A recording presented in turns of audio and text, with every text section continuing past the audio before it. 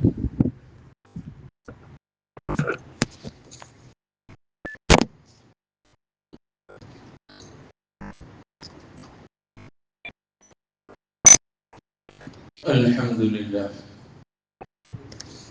لله نحمده ونستعينه ونؤمن به ونتوكل عليه ونعوذ بالله من شرور أنفسنا ومن سيئات أعمالنا من يهده الله فلا مضل له ومن يضلل فلا هادي له وأشهد أن لا إله إلا الله وحده لا شريك له وأشهد أن محمدا عبده ورسوله أرسله بالهدى ودين الحق ليظهره على الدين كله ولو كره المشركون اللهم صل على محمد وعلى آل محمد كما صليت على إبراهيم وعلى آل إبراهيم وبارك على محمد وعلى آل محمد كما باركت على إبراهيم وعلى آل إبراهيم إنك حميد مجيد أما بعد فإن خير الكلام كلام الله وخير الهدي هدي محمد صلى الله عليه وسلم وشر الأمور محدثاتها وكل محدثة بدعة وكل بدعة ضلالة وكل ضلالة في النار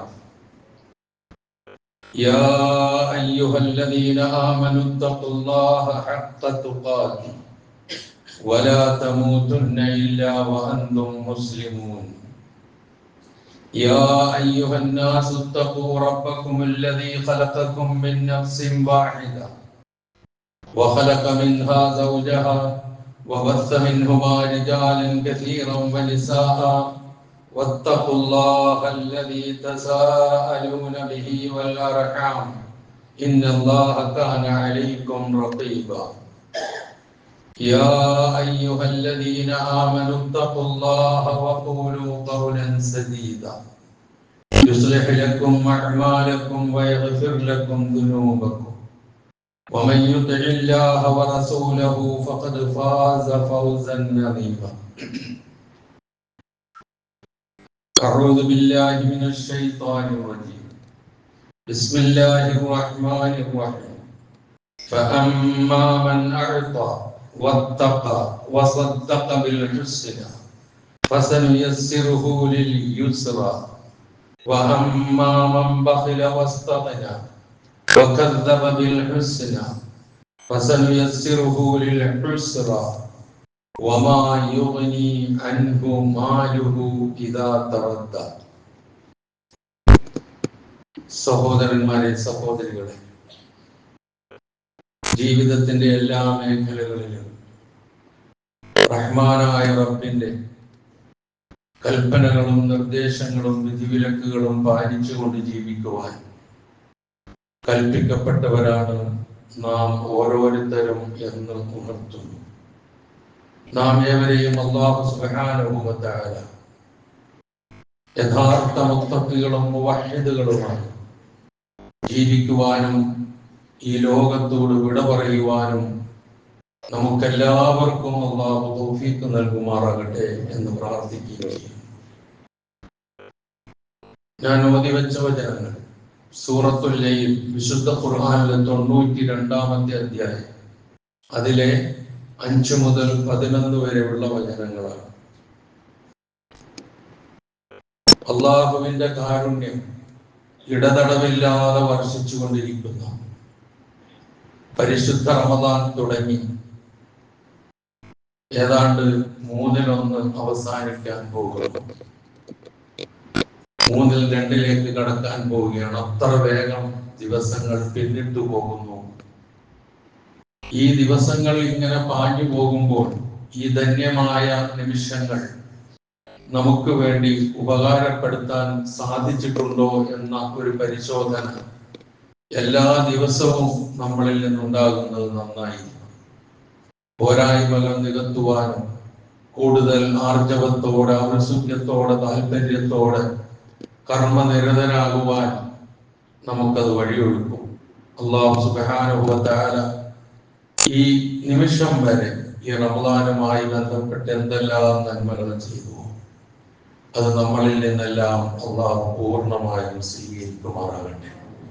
മനുഷ്യ സഹജമായി എന്തെങ്കിലും നമ്മിൽ നിന്ന് പാളിച്ചകൾ വന്നു പോയിട്ടുണ്ടെങ്കിൽ അത് വിട്ടു പുറത്ത് മാപ്പാക്കി തന്ന് ഇതിന്റെ പ്രതിഫലം പൂർണ്ണമായി നൽകി റഹ്മാനായ റബ്ബ് നമ്മെ അനുഗ്രഹിക്കുമാറാകട്ടെ.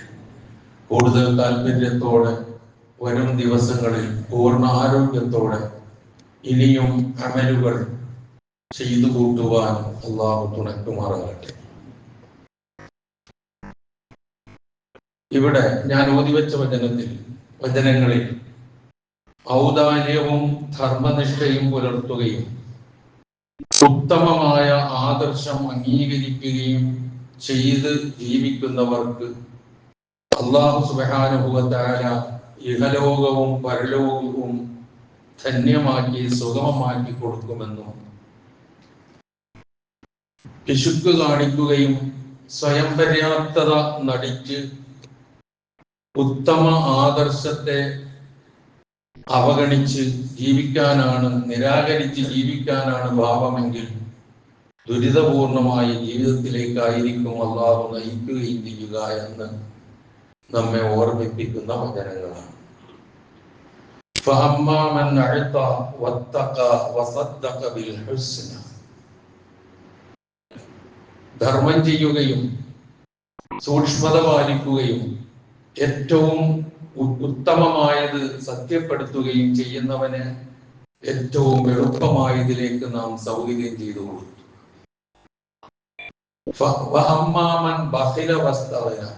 എന്നാൽ പിശുക്ക് കാണിക്കുകയും സ്വയം പര്യാപ്തത നടിക്കുകയും ഏറ്റവും നല്ലത് ഏറ്റവും നല്ല ആദർശത്തെ വ്യാജമാക്കുകയും ചെയ്യുന്നവൻ ഏറ്റവും ക്ലേശമായ പ്രയാസകാഠമായ ദുരിതപൂർണമായിലേക്കുള്ള സൗകര്യമായിരിക്കും നാം ചെയ്തു കൊടുക്കുക.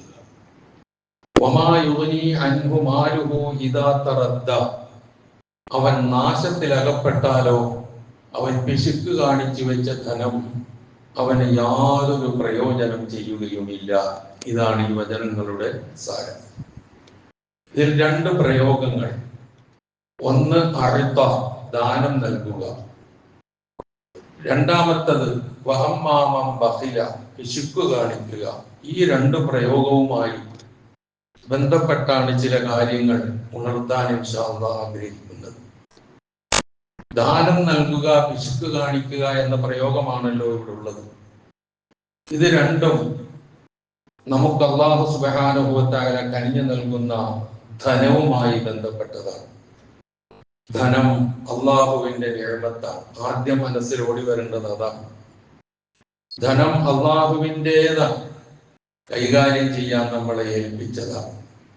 വിശുദ്ധ ഖുർആൻ സൂറത്തു നൂറിലെ 33-ാമത്തെ വചനത്തിൽ വആതൂഹും മിൻ മാലില്ലദീ ആതാ, അള്ളാഹു നിങ്ങൾക്ക് നൽകിയ ധനത്തിൽ നിന്ന് നിങ്ങൾ ചെലവഴിക്കുക. അപ്പൊ ധനം ആര് നൽകി? അള്ളാഹു നൽകി. ഒറ്റ ചോദ്യം, ഒരു ഉത്തരം. ആരാണ് ധനം നൽകിയത്? അള്ളാഹു നൽകി. അതിൽ നിന്ന് എന്ത് വേണം? നിങ്ങൾ കൊടുക്കണം, നൽകണം.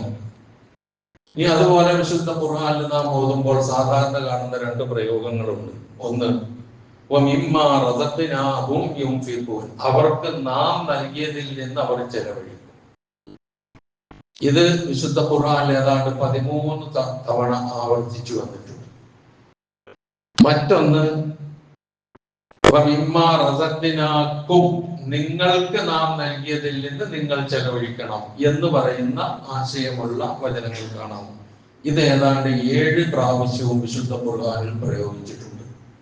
ഇവിടെ 2 സ്ഥലത്തും പറഞ്ഞത് അവർക്ക് നാം നൽകിയതിൽ നിന്ന്, നിങ്ങൾക്ക് നാം നൽകിയതിൽ നിന്ന് എന്നുള്ള പ്രയോഗമാണ്.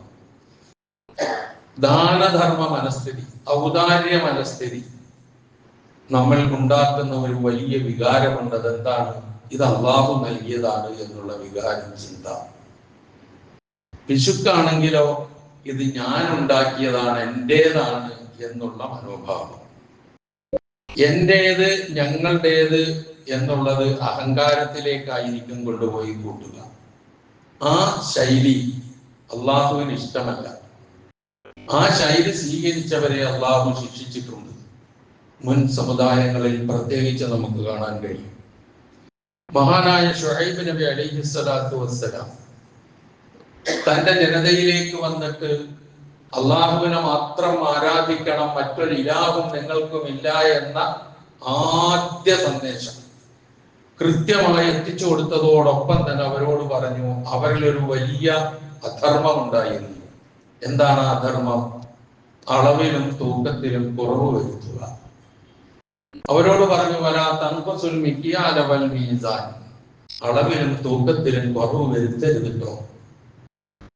വീണ്ടും പറഞ്ഞു, എന്റെ ജനങ്ങളെ ഔഫുൽ കൈല വൽ മീസാന ബിൽ ഖിസ്തി വലാ തബ്ഖസുൻ നാസ അശ്യാഅഹും വലാ തഅസൗ ഫിൽ അർളി മുഫ്സിദീൻ.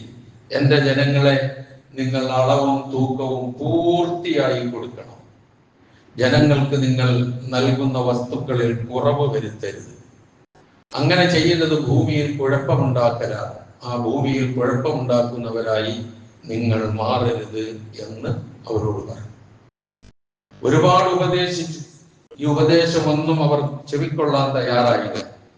തന്നെയുമല്ല, ശുഐബ് നബി അലൈഹിസ്സലാത്തു വസ്സലാമയോട് അവർ ചോദിച്ചത്, യാ ശുഐബ്, അസലാതുക തഅമുറുക അൻ നത്റുക മാ യഅബുദു ആബാഉന ഔ അൻ നഫഅല ഫീ അംവാലിനാ മാ നശാ. വല്ലാത്ത ചോദ്യം. എന്താണ് ചോദിച്ചത്? ശുഐബേ, നീ ഞങ്ങളോട് ആവശ്യപ്പെടുന്ന നിന്റെ നമസ്കാരമാണോ? ഞങ്ങളുടെ കാക്കകാരണവന്മാർ ആരാധിച്ചു വന്ന വസ്തുക്കളെ ഞങ്ങൾ ഒഴിയണം, ഉപേക്ഷിക്കണം എന്ന് ഞങ്ങളോട് കൽപ്പിക്കാൻ നിനക്ക് പ്രചോദനമാകുന്നത് നിന്റെ നമസ്കാരമാണോ? ഔ അൻ നഫഅല ഫീ അംവാലിനാ മാ നശാ, ഞങ്ങൾ പരിശ്രമിച്ച് അധ്വാനിച്ചുണ്ടാക്കിയ ഞങ്ങളുടെ സമ്പത്ത് എങ്ങനെ കൈകാര്യം ചെയ്യണമെന്ന് ഞങ്ങൾ തീരുമാനിക്കുന്നതിന് പകരം ഇന്നതുപോലെ ചെയ്യണമെന്ന് പറയാൻ നിനക്കാണോ അധികാരം എന്ന് ശുഐബ് നബി അലൈഹിസ്സലാത്തു വസ്സലാമയോട് ചോദിച്ച ചോദ്യമുണ്ട്. ഇതിന്റെ പരിണിത ഫലം എന്താണ്? അവരൊരു വലിയ ഘോര ശബ്ദം പിടികൂടി എല്ലാവരും നശിച്ചുപോയി. വിശുദ്ധ ഖുർആൻ സൂറത്ത് ഹൂദിൽ എന്നല്ല വിവിധ അധ്യായങ്ങളിൽ ഈ സംഭവം വിവരിക്കുന്നുണ്ട്. ഞാൻ സൂചിപ്പിച്ചത് സൂറത്ത് ഹൂദിലെ വചനങ്ങളുടെ സാരമാണ്. അതോടൊപ്പം തന്നെ ധനമുണ്ടെങ്കിൽ അങ്ങനെ ചെയ്യാമായിരുന്നു, ഇങ്ങനെ ചെയ്യാമായിരുന്നു എന്നൊക്കെ മനസ്സിൽ വിചാരിക്കുന്ന നമ്മൾ, കയ്യിലേക്ക് ധനം വന്നു കഴിഞ്ഞാൽ നമ്മളുടെ സ്വഭാവം മാറും. അപ്പൊ വിശുദ്ധ അകമ്പടിയാവും. പ്രവാചക തിരുമേനി സല്ലല്ലാഹു അലൈഹി വസല്ലമയുടെ കാലത്ത് ചില ആൾക്കാരുടെ സ്വഭാവത്തെ കുറിച്ച് സൂറത്തു തൗബയിലെ 75, 76 വചനങ്ങളിൽ വമിൻഹും മൻ ആഹദല്ലാഹ ലഇൻ ആതാനാ മിൻ ഫദ്ലിഹി ലനസദ്ദഖന്ന വലനകൂനന്ന മിനസ് സാലിഹീൻ ഫലമ്മാ ആതാഹുമുല്ലാഹു മിൻ ഫദ്ലിഹി ബഖിലൂ ബിഹി വതവല്ലൗ വഹും മുഅ്രിദൂൻ. അവര് അള്ളാഹുവിനോട് കരാർ ചെയ്യുകയാണ്. എന്താ കരാറ്? ഞങ്ങൾക്ക് നിന്റെ ഔദാര്യത്തിൽ നിന്ന്, അനുഗ്രഹത്തിൽ നിന്ന് ധനം ഞങ്ങൾക്ക് നീ നൽകിയാൽ ലനസ്വദ്ദഖന്ന, ഞങ്ങൾ ധർമ്മം ചെയ്തു കൊള്ളാം. തീർച്ചയായും ഞങ്ങൾ ധർമ്മം ചെയ്തു കൊള്ളാം. ലനസ്വദ്ദഖന്ന, അറബി വ്യാകരണം അനുസരിച്ച് ഡബിൾ ശക്തിയുള്ള പ്രയോഗമാണ്. ലനസ്വദ്ദഖന്ന, ഞങ്ങൾ ധർമ്മം ചെയ്യുക തന്നെ ചെയ്യും. വലനകൂനന്ന മിനസ് സാലിഹീൻ, ഞങ്ങൾ സജ്ജനങ്ങളുടെ കൂട്ടത്തിൽ ആവുകയും ചെയ്യും എന്ന് അല്ലാഹുവിനോട് കരാർ ചെയ്യും. ഫലമ്മാ ആതാഹുമുല്ലാഹു മിൻ ഫദ്ലി, അല്ലാഹു അവർക്ക് അവന്റെ അനുഗ്രഹത്തിൽ നിന്ന് നൽകിയപ്പോൾ ബഖിലൂ ബിഹി, അവർ അതിൽ പിശുക്ക് കാണിച്ചു. വതവല്ലൗ, അവർ ആ കരാറിൽ നിന്നൊക്കെ പിന്തിരിഞ്ഞു. വഹും മുഅ്രിദൂൻ, എല്ലാം അവഗണിച്ചുകൊണ്ട് അവരവരുടെ പാട്ടിന് പോയി എന്ന് ചില ആളുകളെ കുറിച്ച് വിശുദ്ധ ഖുർആൻ സൂറത്തു തൗബയിൽ പറഞ്ഞത്, ധനം കയ്യിൽ വന്നാൽ കൊടുക്കാനല്ല തോന്നുക, പിടിച്ചു വെക്കാനാണ് തോന്നുക, കൊടുക്കാതിരിക്കാനാണ് തോന്നുക മനുഷ്യന്റെ സ്വഭാവം. തന്നെയുമല്ല, നമ്മുടെ കൂട്ടാളി നമ്മുടെ കൂടെ കൂടും. ആ സന്ദർഭത്തിൽ പിശാച്, അതാണല്ലോ നമ്മുടെയൊക്കെ കൂട്ടാളി, നമ്മുടെ കൂടെ കൂടും. കൂടിയിട്ട് പറയും, എന്താ പറയുക? ദാരിദ്ര്യത്തെ കുറിച്ച് നമ്മളെ പേടിപ്പിക്കും.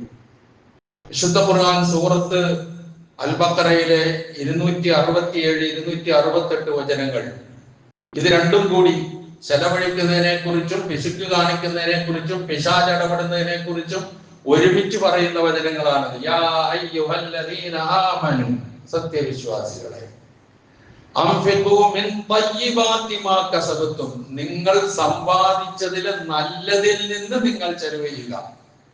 വളരെ ശ്രദ്ധിക്കേണ്ട ഒരു പ്രയോഗമാണ്. എങ്ങനെയെങ്കിലും എന്തെങ്കിലുമൊക്കെ സമ്പാദിച്ച് എങ്ങനെയെങ്കിലും കൊടുക്കലല്ല. നിങ്ങൾ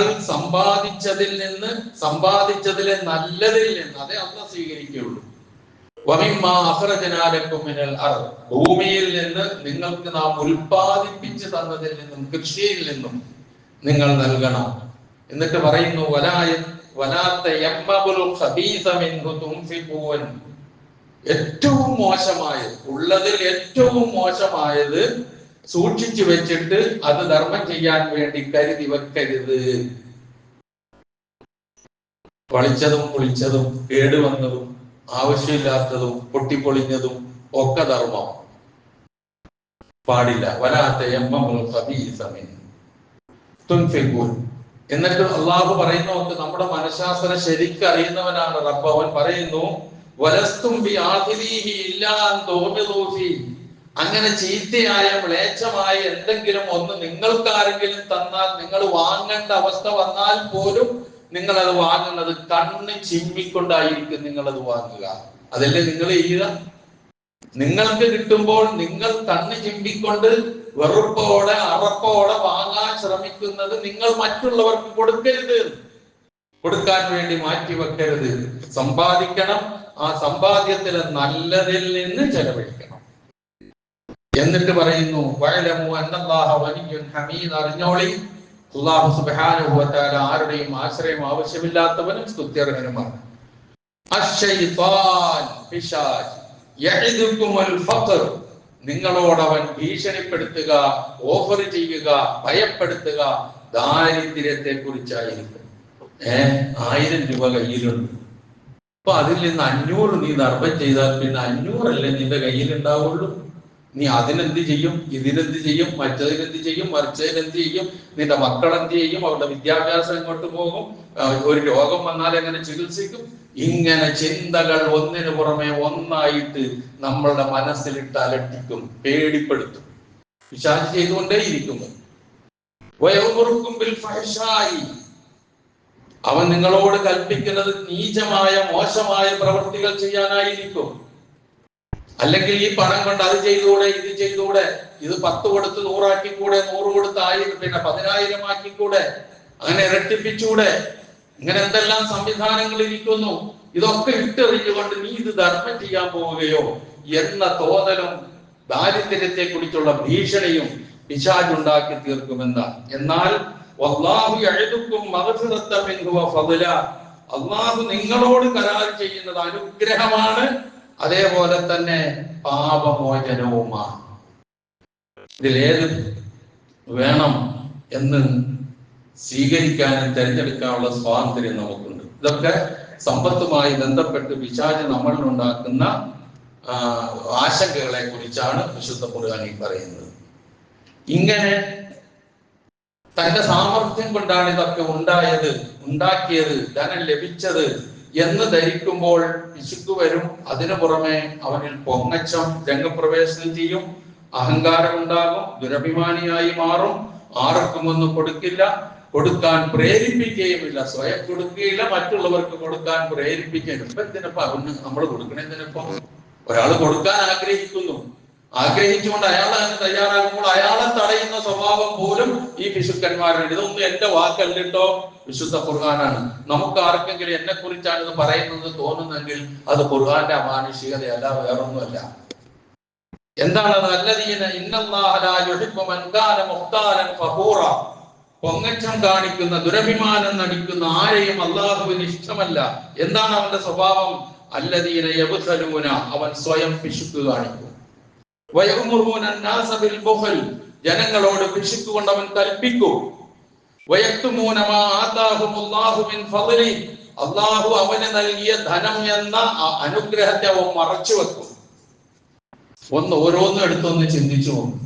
അപ്പൊ എന്റെ കയ്യിലൊന്നുമില്ല, ഞാൻ പാപ്പരാണ്, ഞാൻ ഒന്നുമില്ലാത്തവനാണേ എന്നുള്ള ഒരു മറച്ചങ്ങോട്ട് വെക്കും.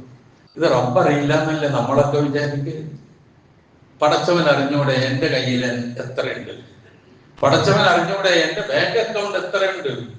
പടച്ചവൻ അറിഞ്ഞൂടെ എന്റെ സമ്പത്ത് എത്രയുണ്ട്? നാം എത്ര മറച്ചു വെച്ചിട്ട് എന്ത് കാര്യം? അതാണ് നേരത്തെ നമ്മൾ സൂറത്തുൽ ലൈൽ അവസാനം പറഞ്ഞത്,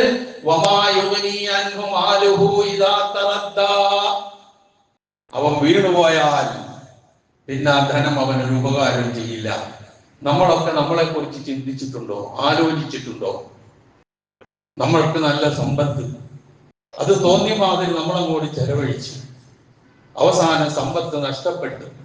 എന്തെങ്കിലും നല്ലത് ചെയ്യണമെന്ന് തോന്നിയപ്പോൾ കയ്യിൽ പൈസ ഇല്ല. നമുക്ക് നല്ല ആരോഗ്യമുണ്ട്, അപ്പൊ അത് തുലച്ചു, നശിപ്പിച്ചു. അവസാനം ആരോഗ്യം ക്ഷയിച്ചു, രോഗിയായി മാറിയപ്പോൾ എനിക്ക് ആരോഗ്യമുണ്ടെങ്കിൽ ഇന്നതൊക്കെ ചെയ്യാമായിരുന്നല്ലോ. ആലോചിച്ചിട്ട് എന്ത് കാര്യം? നിന്ന് നമസ്കരിക്കാൻ നല്ല ആരോഗ്യമുള്ള സമയത്ത് നമസ്കരിച്ചില്ല. പിന്നെ നമസ്കരിക്കണമെന്ന് മനസ്സിൽ തോന്നിയപ്പോഴേക്കും ബുദ്ധിമുട്ടിയേ നമസ്കരിക്കാൻ പറ്റുന്നുള്ളൂ, നിൽക്കാൻ കഴിയുന്നില്ല, സുജൂദ് ചെയ്യാൻ കഴിയുന്നില്ല. അങ്ങനെയുള്ള എത്ര അവസരങ്ങൾ മുമ്പുണ്ടായി, അതൊക്കെ നശിപ്പിച്ചു.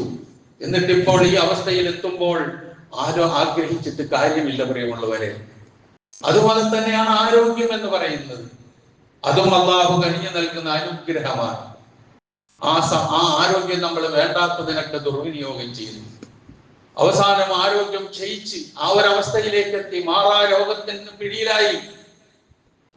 ഉള്ള സമ്പത്ത് മുഴുവൻ അതിന് വിനിയോഗിച്ചു, എന്നിട്ടും നിക്കക്കള്ളില്ല.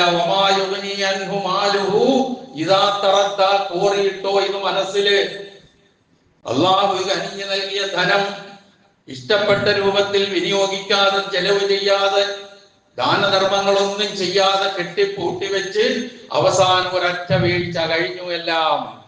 ഖുർആനാണ് പറയുന്നത്, പിശുക്ക് കാണിച്ച് ധർമ്മം ചെയ്യാതെ, സക്കാത്ത് കൊടുക്കാതെ സൂക്ഷിച്ചു വെച്ചതാണ് ഇത് മുഴുവൻ. അവനോ ഉപകാരം ചെയ്തില്ല, ഉപകാരപ്പെട്ടില്ല. പിൻഗാമികൾക്ക് പോലും ഉപകാരം കിട്ടാത്ത അവസ്ഥയിലേക്ക് മാറിപ്പോകുന്നു. നഅൂദുബില്ല. അള്ളാഹു കാത്തുരക്ഷിക്കട്ടെ. നമുക്ക് പ്രാർത്ഥിക്കാം. അത്ര ഗൗരവമുണ്ട് പ്രിയമുള്ളവരെ. അതാണ് അനുഗ്രഹം മറച്ചു വെക്കുക എന്ന് പറയുന്നത്. ഈ മനോഭാവം വന്നാൽ ആ മനോഭാവം എന്ന് പറയുന്നത് ഖാറൂന്റെ മനസ്സാണ്. നമ്മളുടെ മനസ്സൊരിക്കലും ഖാറൂന്റെ മെന്റാലിറ്റി നമുക്ക് ആർക്കും പാടില്ല. ഖാറൂന്റെ മെന്റാലിറ്റി ഇതായിരുന്നു, എന്ത് ഞാൻ ഉണ്ടാക്കിയത്, ഞാൻ അധ്വാനിച്ചുണ്ടാക്കിയത്. അവരോട് ചില ആളുകൾ പറഞ്ഞു, അവനോട് 3-4 കാര്യ പറഞ്ഞത്. ലാ തഫ്രഹ്, നീ ഊറ്റം കൊള്ളരുത്, നീ നിഗളിക്കരുത്, നീ പുളകം കൊള്ളരുത്. പുളകം കൊള്ളുന്നവരെ അള്ളാഹുവിന് ഇഷ്ടമല്ല. നിനക്ക് അള്ളാഹു നൽകിയത് കൊണ്ട് പരലോകം ആഗ്രഹിക്കണം. ദുനിയാവിന്റെ ഓഹരി നീ മറക്കണ്ട. അള്ളാഹു നിനക്ക് നന്മ ചെയ്തതുപോലെ മറ്റുള്ളവരോട് നന്മ ചെയ്യണം. ഭൂമിയിൽ നീ കുഴപ്പമുണ്ടാക്കരുത്, കുഴപ്പക്കാരെ അള്ളാഹുവിന് ഇഷ്ടമല്ല എന്നൊക്കെ ഈ ഖാറൂൻ എന്ന് പറയുന്ന സമ്പന്നനെ, കോടാനുകോടിയുടെ ഉടമസ്ഥനെ, ഒരു സംഘം 7 ആളുകൾ ചുരുങ്ങിയത് ചുമന്നു കൊണ്ടുപോകുവാൻ മാത്രം താക്കോലിന്റെ കൂട്ടമുണ്ടായിരുന്ന ഖജനാവിന്റെ ഉടമയായിരുന്ന ഖാറൂൻ അവനോട് പറഞ്ഞതാണ്. മാന്യമായി ജീവിക്കുന്ന, പടച്ചവനെ ഭയപ്പെടുന്ന, ഓർമ്മയുള്ള, ബോധമുള്ള ആളുകൾ അവനോട് ഉപദേശിച്ചു. ഈ ഉപദേശം കേട്ടുടനെ അവനൊരൊറ്റ വാക്കേ മറുപടി ഉണ്ടായിരുന്നുള്ളൂ, ഇന്നമാ ഊതീതുഹു അലാ ഇൽമിൻ ഇൻദി. ഇത്ര മാത്രം നിങ്ങളൊന്നും എന്നെ ഉപദേശിക്കണ്ട, കാരണം ഇത് ഞാൻ ഉണ്ടാക്കിയതാണ്. ഈ മനോഭാവം നമ്മിൽ ആർക്കെങ്കിലും ഉണ്ടെങ്കിൽ തിരുത്തണം. അത് അള്ളാഹു നൽകിയെങ്കിൽ എടുത്തു മാറ്റാൻ അള്ളാഹുവിന് സാധിക്കും. മാലിക്കൽ മുൽക്കി തുഅ്തിൽ മുൽക മൻ തശാഉ വതൻസിഉൽ മുൽക മിമ്മൻ തശാഉ വതുഇസ്സു മൻ തശാഉ വതുദില്ലു മൻ തശാഉ ബിയദിക്കൽ ഖൈർ. ഓർമ്മ വേണം ആ വചനം. ഇങ്ങോട്ട് തന്നത് അങ്ങനെ തന്നെ തിരിച്ചെടുക്കാൻ ഒരു രോഗം തന്ന് ചികിത്സിപ്പിച്ച് തിരിച്ചെടുക്കാൻ, ഒന്ന് വീണ് അതിന്റെ ചികിത്സയ്ക്ക് വേണ്ടി വിനിയോഗിക്കാൻ, അല്ലെങ്കിൽ കുടുംബത്തിലെ ആർക്കെങ്കിലും ഒരു പരീക്ഷണം തന്ന് മാറ്റിയെടുക്കാൻ ഇതിനൊന്നും കഴിവില്ലാത്തവനല്ല റബ്ബ്. ആ ബോധം നമുക്കുണ്ടാകണം. ധനത്തെ കുറിച്ച് നാം ചിന്തിക്കുമ്പോൾ എപ്പോഴും ഉണ്ടാകണം. അത് ആവശ്യമാണ്. ആ ഒരു മനോഭാവം നമുക്ക് പാടില്ല. അവിടെയാണ്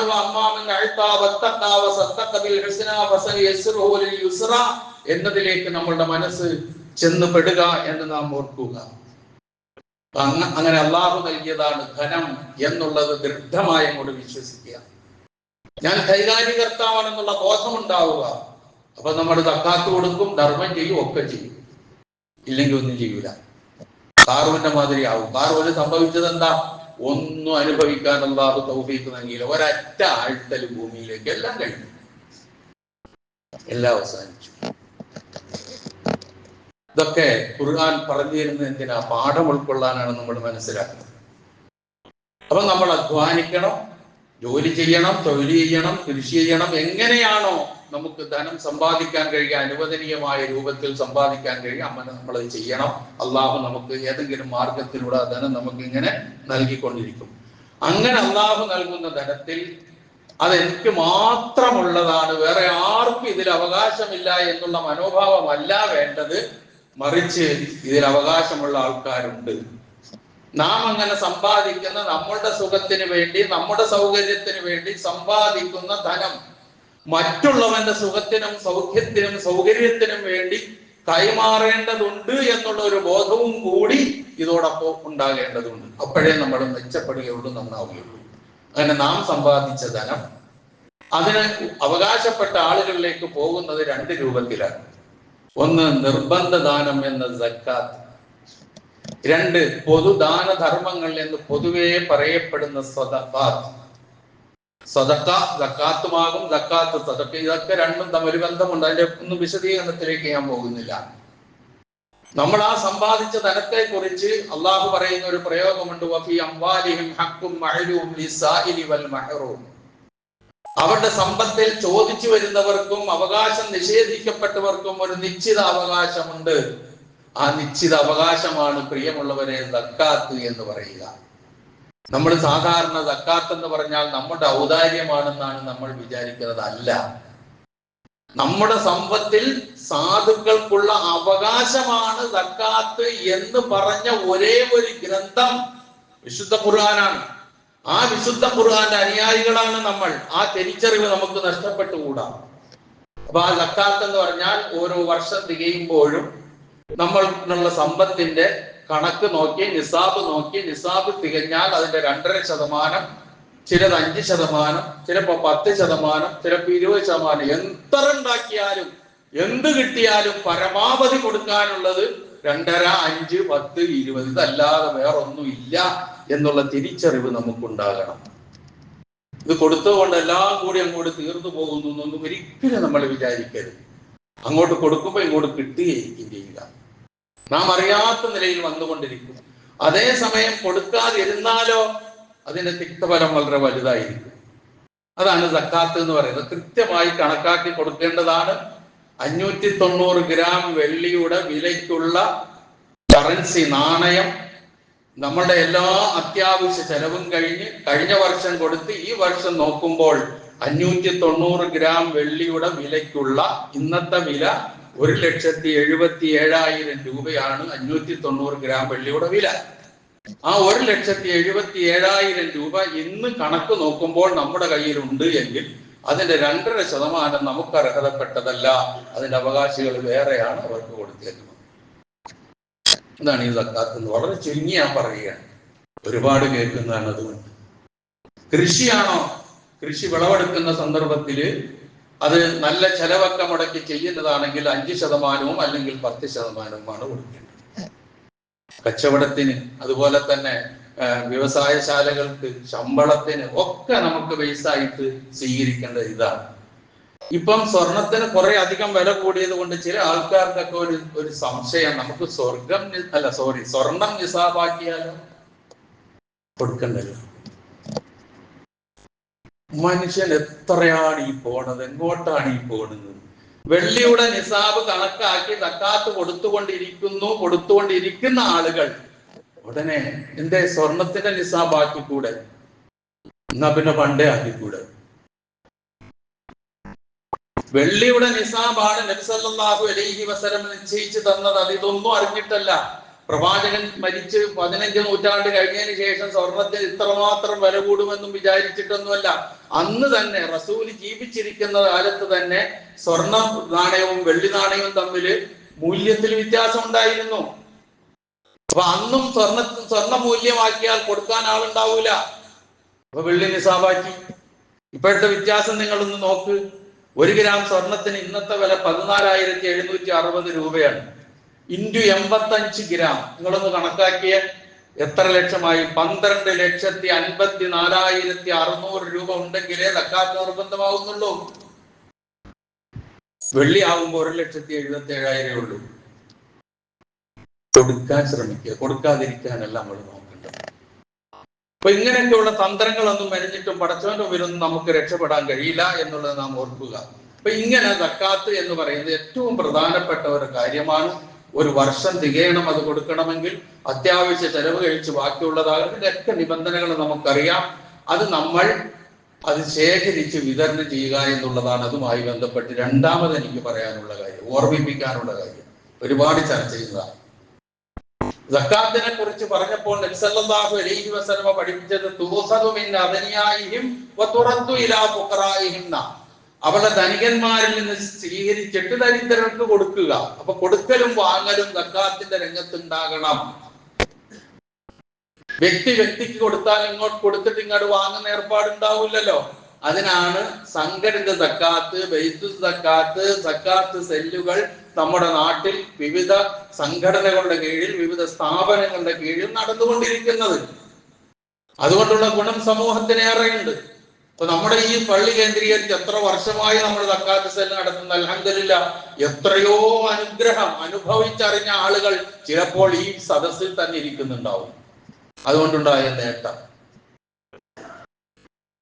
സമൂഹത്തെ പൂർണ്ണമായും ദാരിദ്ര്യത്തിൽ നിന്ന് അവരെ മോചിപ്പിച്ച് അവരുടെ അവശത പരിഹരിച്ച് നല്ല ഒരു അവസ്ഥയിലേക്ക് അവരെ കൊണ്ടുപോകാനാണ് സക്കാത്ത്.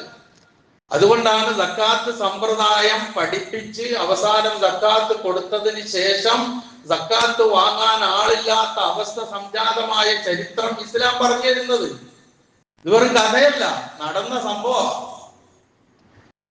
സംഘടിതമായി സക്കാത്ത് ശേഖരിച്ച് വിതരണം ചെയ്ത് സാധുക്കളുടെ അവശത പരിഹരിച്ച് ദാരിദ്ര്യം ഇല്ലാതാക്കി അവരെ സമ്പന്നതയിലേക്ക് എത്തിച്ചു കഴിഞ്ഞതോടുകൂടി ഒരു നാട്ടിൽ സക്കാത്ത് വാങ്ങാൻ ആളില്ലാത്ത അവസ്ഥ ഉണ്ടാകുക എന്ന് പറഞ്ഞാൽ നിങ്ങളൊന്ന് ആലോചിച്ചു നോക്കിയേ. ഈ സക്കാത്തിന്റെ, സംഘടിത സക്കാത്തിന്റെ പ്രതിഫലനവും അതിന്റെ നേട്ടവും എത്ര വലുതാണെന്ന് മനസ്സിലാക്കാൻ. യമനിൽ നടന്ന സംഭവമാണ് ഞാൻ ഈ പറയുന്നത്. അറിയാൻ കഥ, ഞാൻ അതിലേക്ക് കടന്നു പോകുന്നില്ല. മുആദ് ബിൻ ജബൽ റളിയല്ലാഹു അൻഹുവിനെ ഗവർണറായി നിയോഗിക്കുമ്പോൾ സക്കാത്തിന്റെ നിർദ്ദേശം കൊടുത്തത് ധനികരിൽ നിന്ന് വാങ്ങി ദരിദ്രർക്ക് കൊടുക്കണമെന്ന്. അദ്ദേഹം അങ്ങനെ ചെയ്തു. റസൂല് വഫാത്തായി.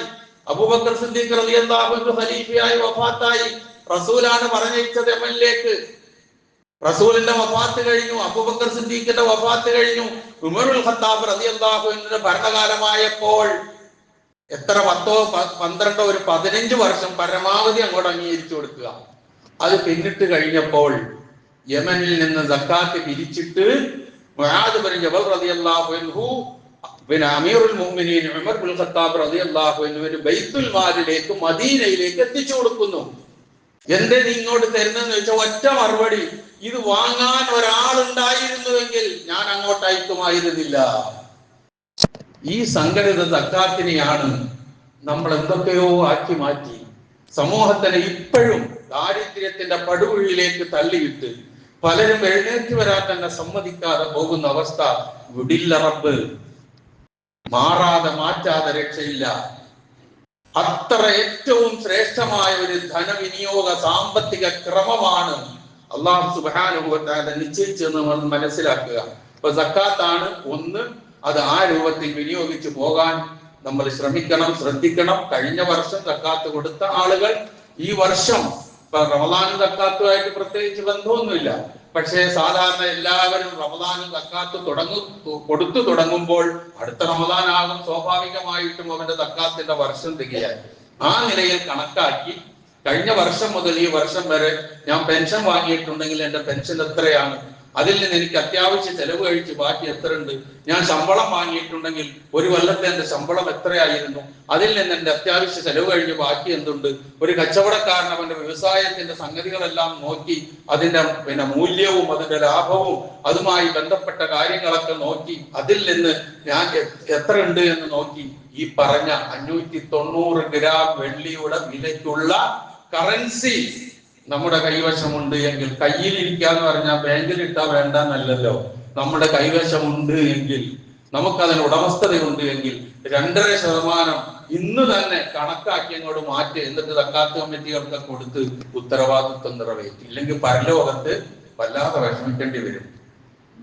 والذين يكنزون الذهب والفضة ثم لا ينفقونها في سبيل الله فبشرهم بعذاب أليم يوم يحمى عليها في نار جهنم فتكوى جباههم وجنوبهم وظهورهم هذا ما كنزتم لأنفسكم فذوقوا ما كنتم تكنزون എന്ന ആ അല്ലാഹുവിന്റെ വളരെ ഗൗരവമുള്ള ആ താക്കീത് അവിടെ വെച്ച് നമുക്ക് കേൾക്കേണ്ടി വരും. എല്ലാം ആർക്കും കൊടുക്കാതെ, അള്ളാഹുവിന്റെ മാർഗത്തിൽ ചെലവ് ചെയ്യാതെ, സക്കാത്ത് കൊടുക്കാതെ, ദാനധർമ്മങ്ങൾ ചെയ്യാതെ കെട്ടി പൂട്ടി വെച്ച് എല്ലാം കൊണ്ട് അങ്ങോട്ട് ചെല്ലുമ്പോൾ അതുകൊണ്ട് തന്നെ അള്ളാഹു നമ്മളെ ശിക്ഷിക്കും. ഒരു ഉപകാരവും അതുകൊണ്ട് നമുക്ക് കിട്ടില്ല. അതേസമയം ഇവിടെ സക്കാത്ത് കൊടുത്തെങ്കിൽ അത് അവിടെ ഉണ്ടാകും, ഇവിടെ ധർമ്മം ചെയ്തിട്ടുണ്ടെങ്കിൽ അത് അവിടെ ഉണ്ടാകും. ഒരു സംശയമില്ല കാര്യത്തിൽ. ഇതാണ് നാം തിരിച്ചറിയേണ്ട കാര്യം. അപ്പൊ അങ്ങനെയുള്ള ഈ കാര്യം കൂടി ധനവുമായി ബന്ധപ്പെട്ട കാര്യങ്ങളും നമ്മുടെ ചർച്ചയിലും ചിന്തയിലും ഉണ്ടാകേണ്ടതുണ്ട്.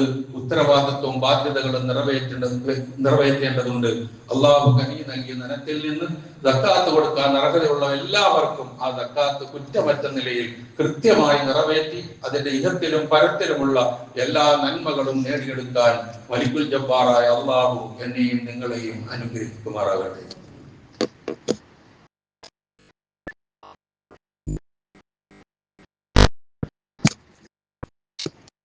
الحمد لله الذي هدانا لهذا وما كنا لنهتدي لولا أن هدانا الله والصلاة والسلام على أشرف الأنبياء والمرسلين وعلى آله وصحبه أجمعين أما بعد. ഒരിക്കൽ കൂടി അള്ളാഹുവിന്റെ ആജ്ഞാനുവർത്തികളായി ജീവിക്കുവാൻ ഞാൻ ഉണർത്തുന്നു. പരിശുദ്ധ റമദാൻ വിശ്വാസിയിൽ അള്ളാഹുവിനെ സംബന്ധിച്ചുള്ള ചിന്തയും വിചാരവും ആരാധനകളോടുള്ള ആഭിമുഖ്യവും സർവ സൽക്കർമ്മങ്ങളോടുള്ള താല്പര്യവും ഒക്കെ മുടങ്ങാതെ നിലനിന്നു പോകേണ്ടതാണ്. അതോടൊപ്പം തന്നെ സമസൃഷ്ടി സ്നേഹവും സാമൂഹിക ബോധവും സഹാനുഭൂതിയും ഔദാര്യവും ജനോപകാര തൽപരതയും ഒക്കെ എല്ലാ നാളിലും ഒരു വിശ്വാസിയിൽ നിന്നുണ്ടാകണം. പക്ഷെ റമദാനിൽ കൂടുതൽ ശ്രദ്ധിക്കേണ്ടതുണ്ട് എന്നുള്ളത് ഓർമ്മിപ്പിക്കുകയാണ്. നമുക്കറിയാം, റമദാനിൽ നാം ചെയ്യുന്ന പ്രവൃത്തികൾക്ക് നിശ്ചയിച്ചിട്ടുള്ള പ്രതിഫലം, ആ പ്രതിഫലത്തോടൊപ്പം റമദാൻ അല്ലാത്തപ്പോൾ തന്നെ അള്ളാഹുവിന്റെ മാർഗത്തിൽ ദാനധർമ്മം ചെയ്താൽ 700 ഇരട്ടി പ്രതിഫലമാണ് ഖുർആൻ ഓഫർ ചെയ്തിട്ടുള്ളത്. എങ്കിൽ റമദാനിലാവുമ്പോൾ അത് എത്രയാവുമെന്ന് നോക്കുക. അതുകൊണ്ടാണ് നബി തിരുമേനി സല്ലല്ലാഹു അലൈഹി വസല്ലമ കാന റസൂലുള്ളാഹി സല്ലല്ലാഹു അലൈഹി വസല്ലമ അജ്വദൻ നാസി ഫീ റമളാൻ, അജ്വദമായ യകൂനു ഫീ റമളാൻ, ഏറ്റവും വലിയ ധർമ്മിഷ്ഠനായിരുന്നു റസൂൽ. റമളാനിലായിരുന്നു ഏറ്റവും വലിയ ധർമ്മം ചെയ്യൽ. എപ്പോഴും ജിബ്രീൽ അലൈഹിസ്സലാത്തു വസ്സലാം നബിയെ കണ്ടുമുട്ടാറുണ്ടായിരുന്നു.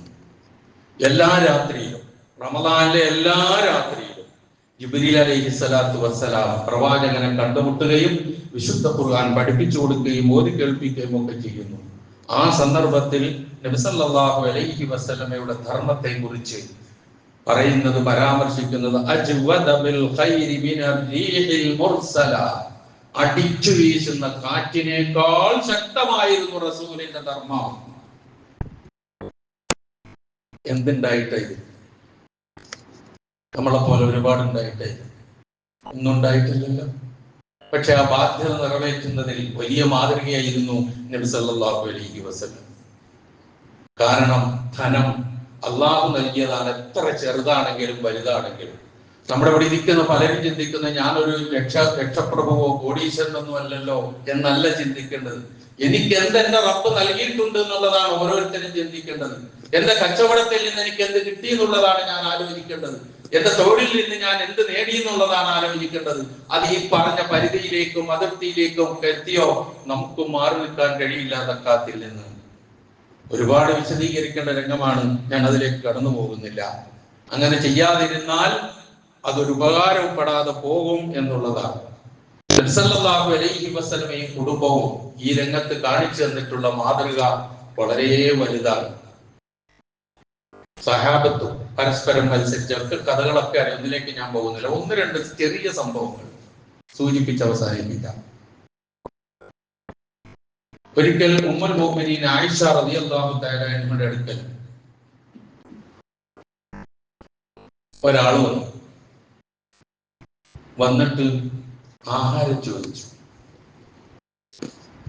ആയിഷ റളിയല്ലാഹു അൻഹയ്ക്ക് നോമ്പാണ്. നോമ്പ് തുറക്കുമ്പോൾ കഴിക്കാൻ വേണ്ടി കരുതിയിരുന്ന ഒരു പത്തിരി ഉണ്ടാവും വീട്ടിൽ, ഒരു റൊട്ടി. പത്തിരി നമ്മുടെ നാടൻ ഭാഷയിൽ പറഞ്ഞ ഒരു റൊട്ടി. വേലക്കാരിയോട് ആയിഷ റളിയല്ലാഹു അൻഹ പറഞ്ഞു, അതങ്ങ് അവൾക്ക് എടുത്തു കൊടുത്തേക്ക് എന്ന് പറഞ്ഞു. വേലക്കാരി പറഞ്ഞു, ഉമ്മുൽ മുഅ്മിനീൻ ലൈസ ലക്കി മാ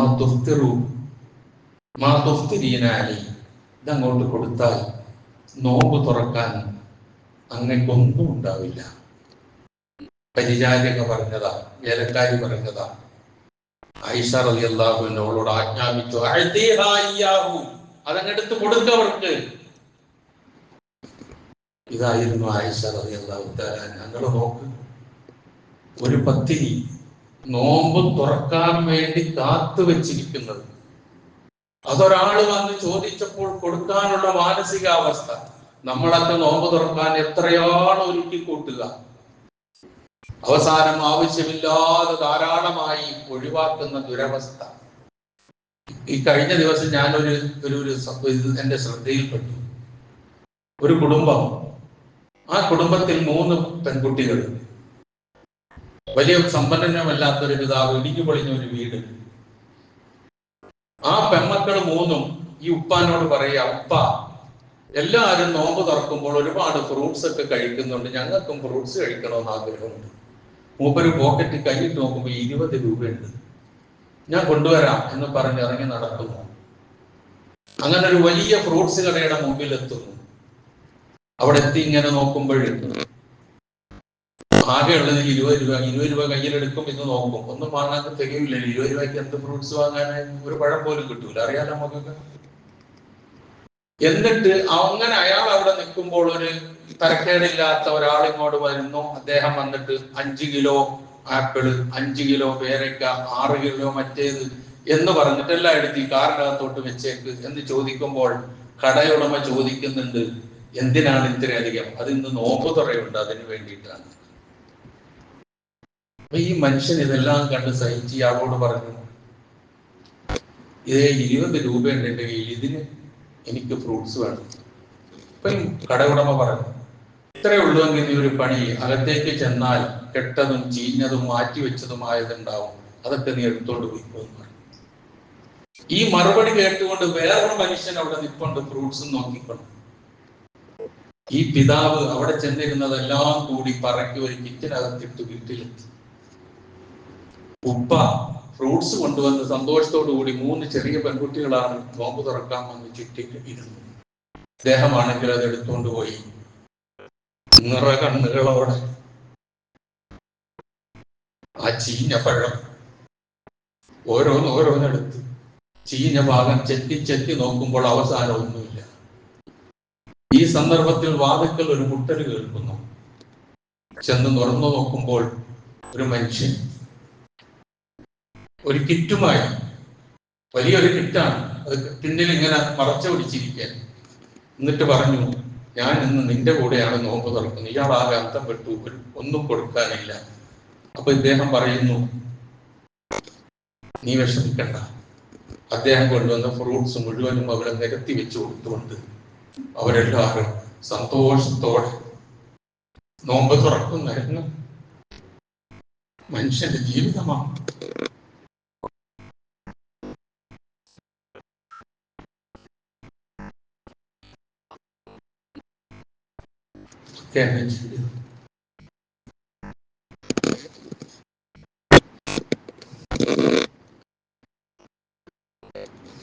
നബിയുടെയും സഹാബത്തിന്റെയും ചരിത്രം നോക്കുമ്പോൾ പ്രവാചകന്റെ മറ്റൊരു പത്നിയാണ് സൈനബ ബിൻത് ജഹ്ഷ് റളിയല്ലാഹു തആല. അവരുടെ പേര് തന്നെ ഉമ്മുൽ മസാക്കീൻ എന്നാണ്. ഉമ്മുൽ മസാക്കീൻ, സാധുക്കളുടെ ഉമ്മ. അതാണ് സൈനബ ബിൻത് ജഹ്ഷിന്റെ പേര് കിട്ടിയേക്കുന്നത്. ധർമ്മം കൊണ്ട്, സാധുക്കളെ ചേർത്ത് പിടിച്ചത് കൊണ്ട്. ഒരിക്കൽ ഉമർ ഇബ്നുൽ ഖത്താബ് റളിയല്ലാഹു അൻഹു പ്രവാചകന്റെ മരണശേഷം ഖലീഫയായിരുന്ന കാലത്ത് ഒരു സഞ്ചിയിൽ നിറയെ നാണയങ്ങളുമായി ഒരു മനുഷ്യനെ ആ സൈനബ റളിയല്ലാഹു അൻഹയുടെ അടുക്കലേക്ക് അയക്കുന്നു. സൈനബ റളിയല്ലാഹു അൻഹ കണ്ടുടനെ അല്ലാഹു ഉമറിന് പുറത്തു കൊടുക്കട്ടെ, എന്നേക്കാൾ അവകാശമുള്ളവർ നമ്മുടെ കൂട്ടത്തിലുണ്ടല്ലോ എന്ന് മറുപടി പറയുന്നു. അപ്പൊ ഈ സഞ്ചിയുമായി വന്ന ആഗതൻ പറയുന്നു, ഇത് മുഴുവൻ നിങ്ങൾക്ക് തരാൻ പറഞ്ഞതാണ്, എന്നാ അവിടെ വെച്ചേക്ക്, എന്നിട്ട് അതിന്റെ പുറത്തൊരു തുണി കൊണ്ട് മൂടിയൊക്കെ, എനിക്കത് കാണുക വേണ്ട. എന്നിട്ട് അവര് തന്നെ ഒരു തുണി എടുത്ത് അവരുടെ മുഖം മറക്കുകയാണ്, ഇത് കാണാതിരിക്കാൻ വേണ്ടി. എന്നിട്ട് അവരുടെ പരിചാരികയുണ്ട് ബർറ, അവരെ വിളിച്ചുകൊണ്ട് പറഞ്ഞു, ബർറ, നീ അതിലേക്ക് ആ തുണി കൊണ്ട് മൂടിയിട്ടിരിക്കുന്ന ആ നാണയങ്ങളിലേക്ക് കൈ കടത്തുക താഴേക്ക്, എന്നിട്ട് ഓരോ വാരില് നീ വാരുക, എന്നിട്ട് അത് ഇന്ന ആളുകൾക്ക് നീ കൊണ്ടുപോയി കൊടുത്തേക്കുക. അങ്ങനെ അവരനുസരിച്ചു. പരിചാരികയല്ലേ. അവസാനം പറഞ്ഞു, പരമാവധി തീർന്നപ്പോൾ ബർറ പറഞ്ഞു, ഇനി എന്തുണ്ടോ അത് നമുക്ക് അവകാശപ്പെട്ടതാണ്. സൈനബ റളിയല്ലാഹു അൻഹ പറഞ്ഞു, ഇനി ബാക്കി എന്തുണ്ടോ നിനക്കുള്ളതാണ്. അങ്ങനെ ആ ബർറ ആ തുണി ഇങ്ങനെ മാറ്റി നോക്കുമ്പോൾ വെറും 85 ദിർഹം മാത്രമാണ് ബാക്കിയുള്ളത് മുഴുവൻ ധർമ്മം ചെയ്യും. പ്രിയമുള്ളവരെ, ഞാൻ നിങ്ങൾ ഇങ്ങനൊന്നും ചെയ്യണ്ട. പക്ഷെ ആവശ്യത്തിന് വേണ്ടി ചെലവഴിക്കാൻ, എന്തെങ്കിലും ഒരു ആവശ്യത്തിന് വേണ്ടി വിനിയോഗിക്കാൻ നമുക്ക് സന്മനസ് വരുന്നില്ലെങ്കിൽ ഇവരൊക്കെ പോകുന്ന സ്വർഗത്തിലേക്ക് എങ്ങനെ നമുക്ക് പോകാൻ കഴിയുക? നമ്മുടെ കൂട്ടത്തിലെ സഹോദരിമാരൊക്കെ സാധാരണയായി ധരിക്കുന്ന ഒരു കാര്യമുണ്ട്, എന്റെ ഭർത്താവ് ധർമ്മം ചെയ്യുന്നു, എന്റെ മക്കള് ധർമ്മം ചെയ്യുന്നു. ശരിയാണ്, ഭർത്താവ് ധർമ്മം ചെയ്യുന്നെങ്കിൽ ഭർത്താവിന് കൂലി കിട്ടും, മക്കൾ ധർമ്മം ചെയ്യുന്നെങ്കിൽ മക്കൾക്ക് കൂലി കിട്ടും. നിങ്ങൾക്കൊരിക്കലും ആയിഷമാരാകാൻ കഴിയില്ല, നിങ്ങൾക്കാർക്കും സൈനബ ബിൻത് ജഹ്ഷുമാരാകാൻ കഴിയില്ല. പക്ഷേ നിങ്ങൾക്ക് നിങ്ങളാകാൻ കഴിയും. ഒരു മനസ്സ് വെച്ചാൽ മതി എല്ലാവരും ഇക്കാര്യത്തിൽ. റമദാനാകുമ്പോൾ പ്രിയമുള്ളവരെ, ഒരുപാട് ആവശ്യങ്ങളുമായി നമ്മുടെ മുമ്പിൽ ഒരുപാട് ആൾക്കാരെത്തും. അത് ഓർമ്മ വേണം നമ്മളുടെ മനസ്സിൽ. കണ്ടറിഞ്ഞ് സഹായിക്കാൻ ഏത് കാര്യത്തിനും. നമ്മളൊക്കെ എല്ലാ വെള്ളിയാഴ്ചയും എന്തിനാണ് ഈ കളക്ഷൻ നടത്തുന്നത്? നമുക്ക് ആർക്കും അതിൽ നിന്ന് എടുക്കാൻ വേണ്ടിയിട്ടല്ല. ഒരുപാട് ആവശ്യക്കാർ, ക്യാൻസർ രോഗികൾ, കിഡ്നി രോഗം ബാധിച്ചവർ, ഡയാലിസിസിന് ബുദ്ധിമുട്ടുന്നവർ, ഇങ്ങനെ എത്ര എണ്ണം. നിങ്ങളെയൊക്കെ വ്യക്തിപരമായി സമീപിക്കുന്നുണ്ടാവില്ല, അതൊന്നും ഞാൻ പറയുന്നില്ല. പക്ഷേ ഒരാശ്വാസ കേന്ദ്രം പോലെ കണക്കാക്കി ഇവിടെ വരുമ്പോൾ എന്തെങ്കിലും കൊടുക്കാതിരിക്കാൻ നമുക്ക് കഴിയില്ല. അതിനു വേണ്ടിയാണ് ഈ കളക്ഷനും കാര്യങ്ങളും ഒക്കെ നടത്തുന്നത് എന്ന തിരിച്ചറിവും സഹകരണവും നിങ്ങൾക്കൊക്കെ ഉണ്ടാകണം. ഒരുപാട് സഹായിച്ചുകൊണ്ടിരിക്കുന്നുണ്ട് പലരും, നിഷേധിക്കുന്നില്ല ഞാൻ. പക്ഷേ ആവശ്യക്കാരെ സംബന്ധിച്ച് നോക്കുമ്പോൾ നമുക്ക് എവിടെ എത്താൻ കഴിയുന്നില്ല. അതുകൊണ്ട് ഏത് ഇങ്ങനെയുള്ള കാര്യങ്ങളുമായി പൂർണ്ണമായും സഹകരിക്കണം.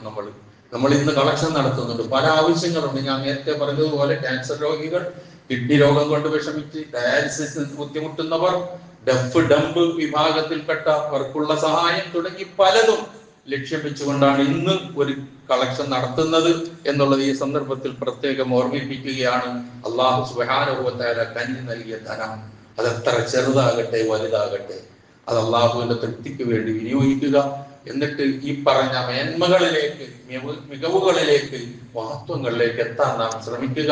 അതിന് കൂടിയുള്ള നാളാണ് ധന്യമായ റമദാൻ എന്ന് തിരിച്ചറിഞ്ഞുകൊണ്ട് നാം ഒന്നുകൂടി നമ്മൾ ചടുലമായി, ആവേശത്തോടെ, ഉന്മേഷത്തോടെ റബ്ബിന്റെ ലക്ഷ്യം വെച്ചുകൊണ്ടൊന്ന് ഉണരുക, പ്രവർത്തിക്കുക. എല്ലാ രംഗത്തും മലിക്കുൽ ജബ്ബാറായ അള്ളാഹു അതിന് നാം ഏവരെയും സഹായിക്കുമാറാകട്ടെ എന്ന് പ്രാർത്ഥിക്കുകയാണ്.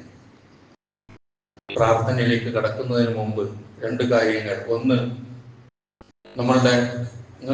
നമുക്കൊക്കെ സുപരിചിതനാണ് നമ്മുടെ കമറാൻ എന്ന് പറയുന്ന വ്യക്തി. അടുത്ത ആഴ്ച അദ്ദേഹത്തിന്റെ കിഡ്നി മാറ്റിവെക്കുന്ന ശസ്ത്രക്രിയക്ക് വിധേയനാവുകയാണ്. ഓടിച്ചാടി സാമൂഹ്യ രംഗത്ത് ഒരുപാട് പ്രവർത്തനങ്ങൾ ചെയ്തുകൊണ്ടിരിക്കുന്ന ഒരു വ്യക്തിയാണ്. അള്ളാഹുവിന്റെ പരീക്ഷണം, അള്ളാഹു സുബ്ഹാനഹു വ തആല ആ ഓപ്പറേഷൻ വിജയപ്രദമാക്കി കൊടുക്കുമാണ്. പൂർണ്ണ സിഹത്തും ആഫിയത്തും നൽകി പൂർണ്ണാരോഗ്യവാനായി സമൂഹത്തിന് വേണ്ടി സേവനം ചെയ്യാൻ ഇനിയും അള്ളാഹു തൗഫീഖ് നൽകുമാറാകട്ടെ. അതുപോലെ കഴിഞ്ഞ ആഴ്ച നമ്മിൽ നിന്ന് മരണപ്പെട്ടു പോയ അൽതാഫ് സേഠ്, അള്ളാഹു സുബ്ഹാനഹു വ തആല അദ്ദേഹത്തിന്റെ മഗ്ഫിറത്തും മർഹമത്തും നൽകുമാറാകട്ടെ. അദ്ദേഹത്തിന്റെ ഖബർ അള്ളാഹു വിശാലമാക്കി കൊടുക്കുമാറാകട്ടെ. നമ്മിൽ നിന്ന് അറിഞ്ഞോ അറിയാതെയോ വന്നുപോയ എല്ലാ തെറ്റുകുറ്റങ്ങളും അള്ളാഹു നമുക്ക് പൊറുത്തു മാപ്പാക്കി തരുമാറാകട്ടെ. നമ്മിൽ നിന്ന് മരണപ്പെട്ടു പോയുള്ള പാപങ്ങൾ അള്ളാഹു പൊറുത്തു കൊടുക്കുമാറാകട്ടെ. അവരെയും നമ്മളെയും അള്ളാഹു ജന്നാത്തുൽ ഫിർദൗസിൽ ഒരുമിച്ച് കൂട്ടുമാറാകട്ടെ. നമ്മിൽ നിന്ന് രോഗങ്ങൾ കൊണ്ട് വിഷമിക്കുന്നവരുടെ രോഗങ്ങളെ അള്ളാഹു ശിഫയാക്കി കൊടുക്കുമാറാകട്ടെ. പ്രയാസങ്ങൾ അനുഭവിക്കുന്നവരുടെ പ്രയാസങ്ങളെ അള്ളാഹു ദൂരീകരിച്ചു കൊടുക്കുമാറാകട്ടെ. സർവോപരി ഇസ്ലാമിനും മുസ്ലിം ഉമ്മത്തിനും അള്ളാഹു ഇസ്സത്തിനെ പ്രദാനം ചെയ്യുമാറാകട്ടെ. അള്ളാഹു ഗഫിർ ലിൽ മുഅ്മിനീന വൽ മുഅ്മിനാത്ത് والمسلمين والمسلمات الأحياء منهم والأموات إنك مجيب الدعوات ويا قاضي الحاجات. اللهم لا تدع لنا ذنبا إلا غفرته ولا هما إلا فرجته ولا دينا إلا قضيته ولا مرضا إلا شفيته ولا حاجة من حوائج الدنيا والآخرة إلا قضيتها يا أرحم الراحمين ويا قاضي الحاجات. اللهم اغفر لنا وارحمنا وارض عنا وتقبل منا وادخلنا الجنة ونجنا من النار واصلح لنا شأننا كله يا رب العالمين. اللهم اجرنا من النار، اللهم اجرنا من النار، اللهم اجرنا من النار. ربنا اغفر لنا ولإخواننا الذين سبقونا بالإيمان ولا تجعل في قلوبنا غلا للذين آمنوا ربنا إنك رؤوف رحيم.